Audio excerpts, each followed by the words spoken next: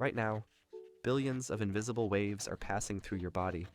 Radio waves from nearby towers, Wi-Fi signals bouncing off your walls, light from your screen crashing into your eyes, sound vibrating your eardrums.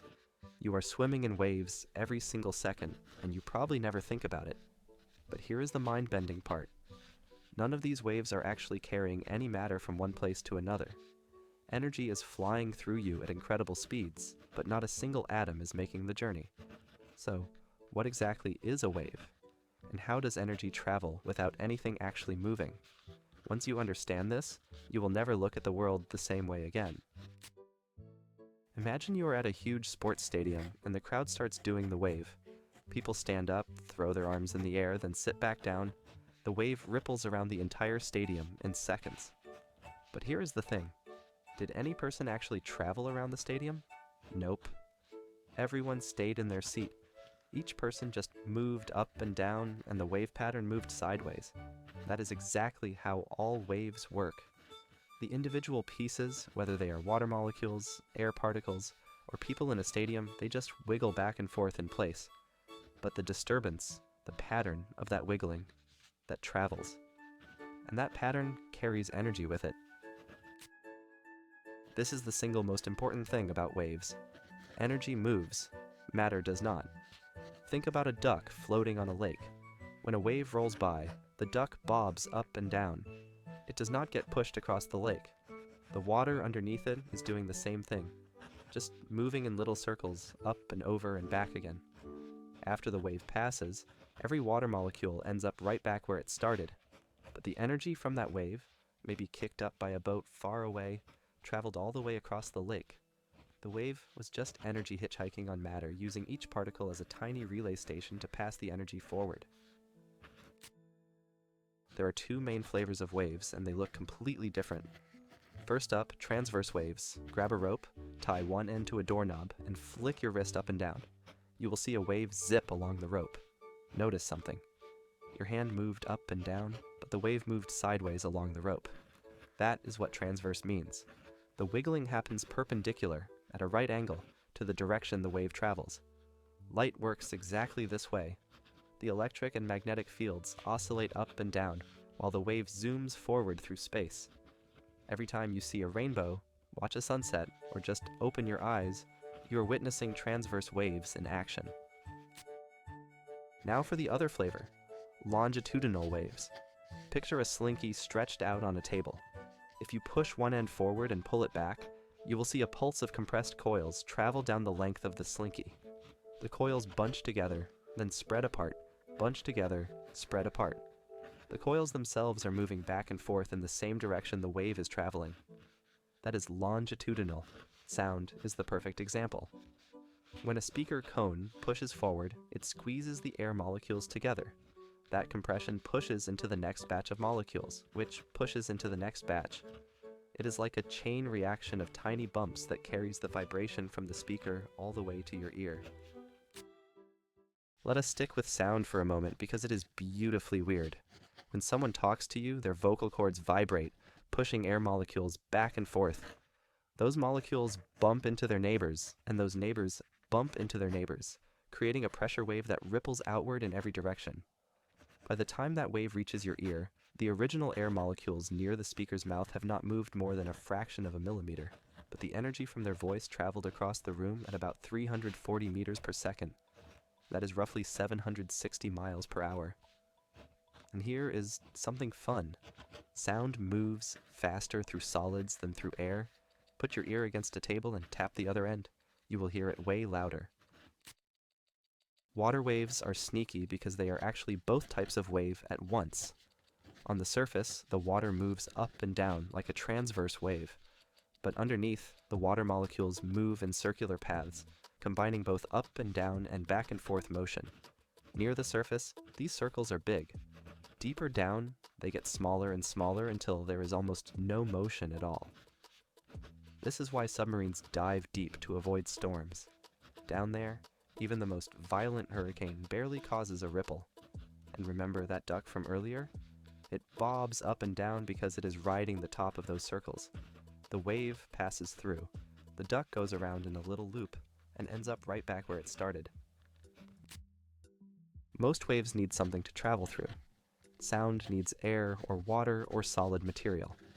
Water waves obviously need water. Earthquake waves need rock and soil. Scientists call this something the medium. It is the stuff that does the wiggling. No medium, no wave. Try to shout in outer space and nobody will hear you because there is no air for the sound wave to travel through. This is why movies with loud space explosions are lying to you. But wait. Light reaches us from stars billions of miles away, traveling through the complete emptiness of space. If waves need a medium, how does light pull that off? This question drove scientists absolutely crazy for centuries, and the answer changed physics forever. In the 1800s, scientists were convinced there had to be some invisible substance filling all of space. They called it the luminiferous ether. Light must be wiggling through something, right? But experiment after experiment failed to find this ether. It simply did not exist. The answer came from James Clerk Maxwell, who showed that light is an electromagnetic wave, a self-sustaining dance between electric and magnetic fields. The electric field creates a magnetic field, which creates an electric field, which creates a magnetic field, on and on forever. They pull each other through empty space, no medium required. This was one of the biggest discoveries in the history of science. Light does not need stuff to travel through. It makes its own road as it goes. Every wave has a personality, and frequency is a big part of it. Frequency is simply how many times a wave wiggles per second. With sound, frequency is what your brain interprets as pitch. A bass guitar string vibrating 80 times per second sounds deep and rumbly. A piccolo vibrating 2,000 times per second sounds sharp and piercing. And with light, frequency determines color. Low-frequency light looks red. High-frequency light looks violet. Go even higher and you get ultraviolet, then X-rays, then gamma rays. Go lower and you get infrared, microwaves, and radio waves. The entire electromagnetic spectrum from radio to gamma is all the same kind of wave, just different frequencies. Wavelength is frequency's partner. It is the distance from one peak of a wave to the next peak. High frequency means short wavelength. Low frequency means long wavelength. They always move in opposite directions. The wavelengths of visible light are incredibly tiny, between about 400 and 700 nanometers. A nanometer is 1/billionth of a meter. Meanwhile, some radio waves have wavelengths longer than a football field. And here is a mind-blowing comparison.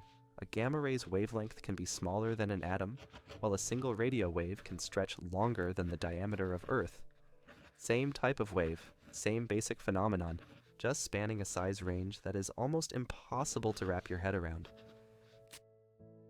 If frequency tells you how fast a wave wiggles, amplitude tells you how big each wiggle is. It is the height of the wave from the resting position to the peak. With sound, amplitude is loudness. A whisper is a tiny wave. A jet engine is a massive wave. Both might have the same frequency, the same pitch, but the jet engine is pushing air molecules way harder, creating much bigger pressure swings. With light, amplitude is brightness. A dim candle and a powerful laser can produce light of the exact same color, the same frequency, but the laser's waves have enormously larger amplitude. More amplitude always means more energy being carried by each wave. Here is where waves get really strange.